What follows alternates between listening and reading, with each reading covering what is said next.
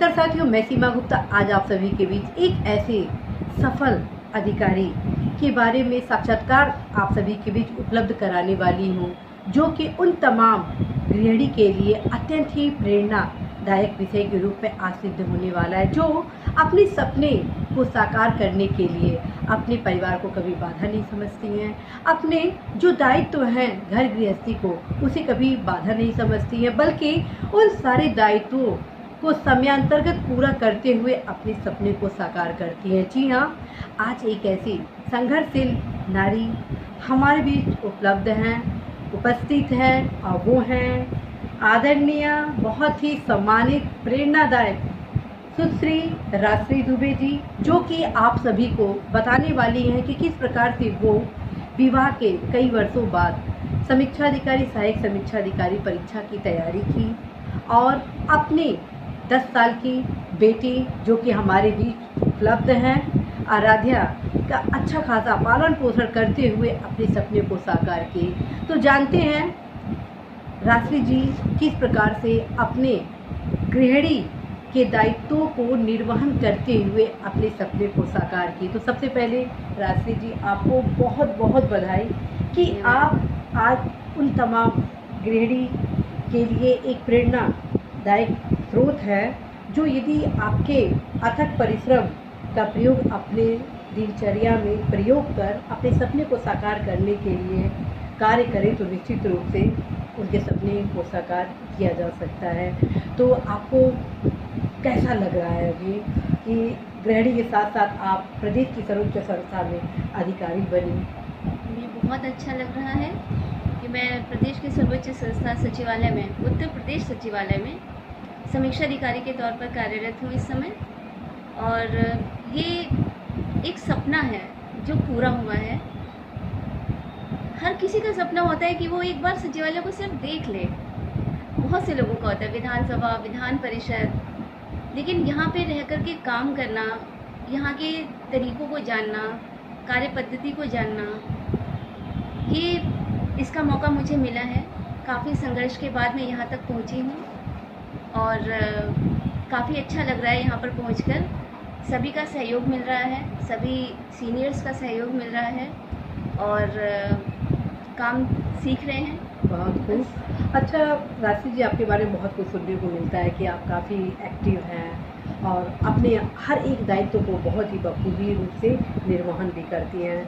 तो मैं ये जानना चाहती हूँ और उन तमाम हमारी बहनों को बताना चाहती हूँ जो गृहिणी हैं और अपने सपने को साकार करना चाहती हैं, क्योंकि इस चैनल पर बहुत सारी हमारी जो महिला हैं उन लोग का ये है कि मैम कोई ऐसा शेड्यूल बताइए जो इम्प्लीमेंट कर हम इस परीक्षा में सफल हो सके, क्योंकि हम सभी का विवाह हो चुका है, तो क्या कैसे किया जाए। तो चूँकि आपका विवाह भी हो चुका था और आप वर्षों बाद इस परीक्षा की तैयारी की है, तो पहले ये बताइए कि आप शादी के कितने वर्षों बाद इस परीक्षा की तैयारी की और आपको वे कौन कौन सी चुनौतियाँ फेस करना पड़ा कि आपको लगा कि कैसे इन चुनौतियों को समाधान किया जाए। मेरी शादी सन 2010 में हुई है, फरवरी में, और उसके बाद में काफ़ी लाइफ में चेंजेस आए। धीरे धीरे फिर 2012 में बेटी मेरी पैदा हुई, आराध्या। उस समय मैं बीएड कर रही थी। जब ये मेरे पेट में थी उस समय मैं बीएड की क्लासेस ले रही थी। बीएड करने के बाद में जब माइक्रो टीचिंग करनी थी तो उस समय मैं ये 1-2 महीने की थी।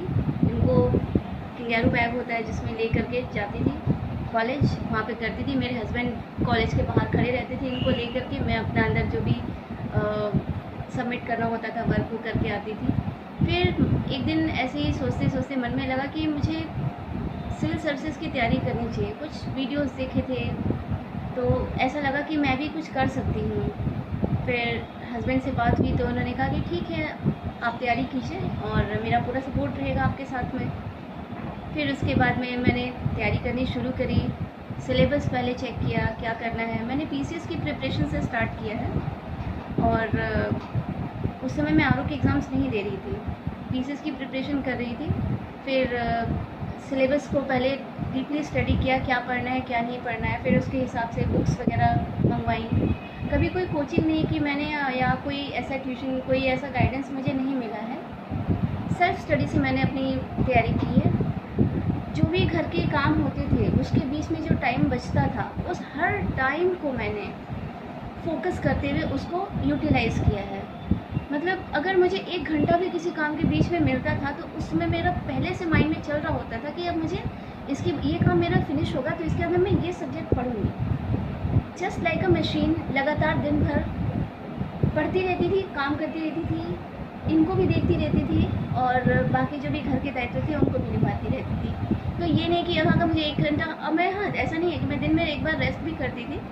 1 घंटे आधे घंटे की करीब पावर नैप लेती थी। मैं आधे घंटे का अलार्म लगा करके लेटती थी। वो जब तक नींद सी महसूस होती थी तब तक अलार्म बज जाता था। बस ये होता था कि उतनी देर में थोड़ा सा लेट गया, थोड़ा सा फ्रेशनेस आ गई, फिर उसके बाद उठ करके अपनी पढ़ाई करनी स्टार्ट कर देती थी। फिर ये स्कूल जाने लगी धीरे धीरे, जब पढ़ी हुई तो फिर जब ये स्कूल जितने टाइम जाती थी वो मेरे लिए फिर एक अच्छा मौका मिल जाता था स्टडी करने का, 3-4 घंटे का। तो उस समय मैं जल्दी से घर के सारे काम निपटा करके फिर इनको अपनी स्टडी करनी स्टार्ट करती थी। और फिर जब ये स्कूल से आती थी फिर इनके ऊपर फोकस हो जाता था।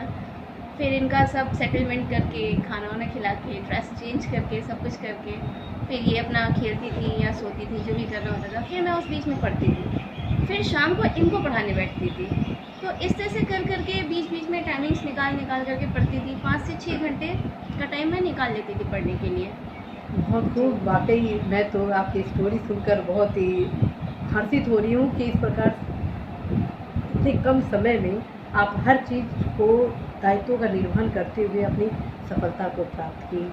अच्छा, आपसे एक ये चीज़ जानना है कि यदि कोई एक गृहिणी है जो बच्चों के साथ ये समीक्षा अधिकारी, सहायक समीक्षा अधिकारी परीक्षा में सफलता प्राप्त करना चाहती है, तो कोई विशेष उनके लिए टिप्स बताना हो ताकि वो भी अपने सपने को साकार कर सके, तो आप अवश्य ही यह संदेश हमारे उन तमाम गृहिणी महिला को जरूर बताइए ताकि वो भी अपने सपने को साकार करे। क्योंकि देश का समुचित विकास तभी संपन्न होगा जब आदि शक्ति का, अर्थात नारी शक्ति का भी उसमें योगदान हो।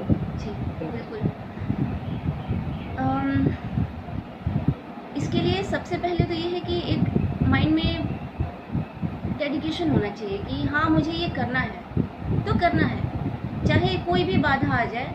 अगर कोई काम आता है उस बीच में तो हाँ मैं वो काम कर लूँगी, उसके बाद में पढ़ लूँगी, परेशान नहीं होना है। मुझे माइग्रेन की प्रॉब्लम भी हो गई इस बीच में, सर में दर्द काफ़ी ज़्यादा रहने लगा था। बीच में थोड़ा सा एक बार लगा था कि डिप्रेस भी थोड़ी सी हो गई थी बीच में, जब सिलेक्शन नहीं हो रहा था। करीब 5-6 मेंस दे दिए थे मैंने PCS के इस बीच में, और जब नहीं हुआ 2019 तक मुझे लगने लगा कि अब कुछ नहीं हो पाएगा मेरा।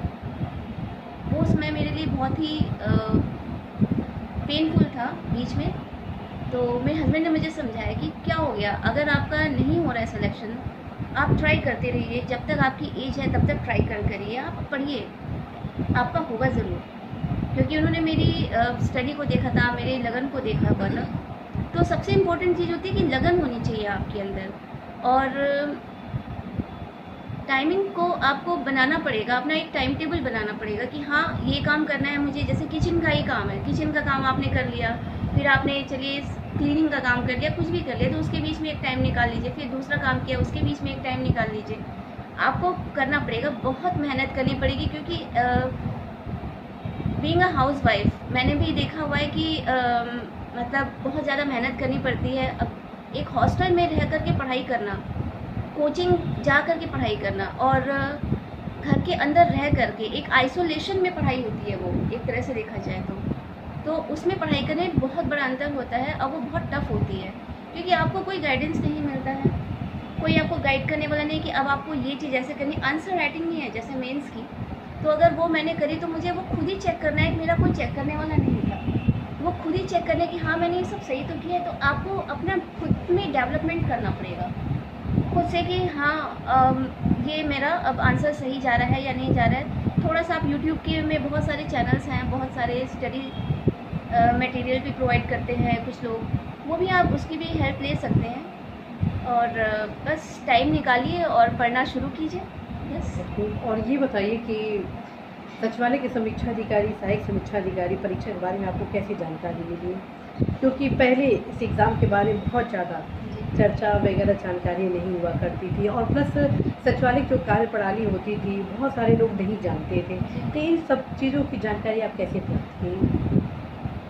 आरओ के एग्ज़ाम के बारे में तो मेरे हस्बैंड के काफ़ी लोग जानने वाले थे, काफ़ी जो भैया भैया बोलते थे उनको छोटे, तो वो लोग प्रिपरेशन कर रहे थे, तो उनसे पता चला कि आरओ का भी एग्ज़ाम होता है। तो उन लोगों ने कहा कि आप अभी को आरओ का भी एग्ज़ाम दिलवाइए, उसका भी करवाइए। तो उन्होंने मुझसे पूछा, तो मैंने कहा ठीक है। फिर उसकी हमने पूरी खोजबीन की कि क्या उसमें सिलेबस है, कैसे पढ़ना है, सारी चीज़ें। फिर उसकी तैयारी, इस तरह से उसकी तैयारी की। और रही बात सचिवालय की कार्यप्रणाली के बारे में जानने के लिए, तो आपका यूट्यूब चैनल ही सफिशिएंट है। जब मेरा सिलेक्शन हुआ था 2020 में 3 मार्च को मेरा रिज़ल्ट निकला था, और उसके जस्ट बाद कोरोना का लॉकडाउन वगैरह सब आ गया था। तो उसी बीच में फिर ये होता था कि सचिवालय तो समझ में आता है, चलिए ठीक है जॉब लग गई, अब आगे क्या वहाँ पे कैसा सब कुछ एनवायरनमेंट है, वहाँ काम क्या करना है, कैसे अपने दायित्वों को निभाना है। तो ऐसे एक दिन सर्च करते करते यूट्यूब पे सर्च कर रहे थे आरओ डाल करके कि कैसे सचिवालय डाल करके, पर फिर तभी अचानक आपका चैनल सामने देखा। फिर आपके चैनल पे हम लोगों ने उसको सब्सक्राइब किया, देखा, काफ़ी सारी आपकी वीडियोस देखी। मैंने उसमें रिप्लाई भी किया, तो आपने मुझे कॉन्ग्रेचुलेट भी किया था उस समय। मैंने कहा था मैम मेरा सिलेक्शन आरओ 2017 में हुआ है, तो आपने मुझे रिप्लाई भी किया था, और मुझे उस समय सच में बहुत अच्छा लगा था। और आज मैं आपके साथ यहाँ बैठी हूँ, ये तो बहुत बड़ी बात है। नहीं, बहुत ही मैं बहुत खुश हो रही हूँ आपके संघर्षों की कहानी सुनकर, और मैं खुद आपके संघर्षों की कहानी को सुनते हुए प्रेरित हो रही हूँ। और अब प्यारी आराध्या की बारी, कैसा लग रहा है अपनी मम्मी की सफलता को देखकर, महसूस कर, सुनकर? मुझे बहुत अच्छा लग रहा है।